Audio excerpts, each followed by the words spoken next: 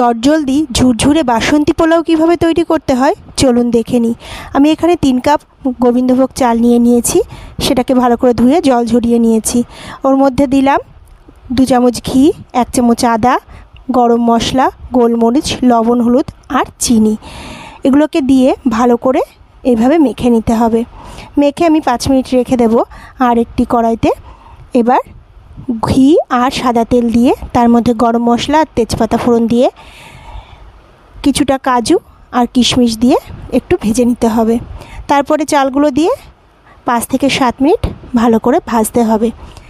এবার যে মেজারমেন্ট কাপটা মেপে আমি চাল দিয়েছিলাম সেই কাপেরই ডাবল জল দিতে হবে। মনে করুন 1 কাপ চাল নিলে 2 কাপ জল। হাফ কাপ দুধ আর কাঁচা লঙ্কা দিয়ে এভাবে ঢেকে দেবো। 5 থেকে 7 মিনিট পরে একটু নাড়িয়ে দেব। আর যখনই ঝুরঝুরে হয়ে যাবে এর মধ্যে ঘি দিয়ে 5 থেকে 7 মিনিট ঢেকে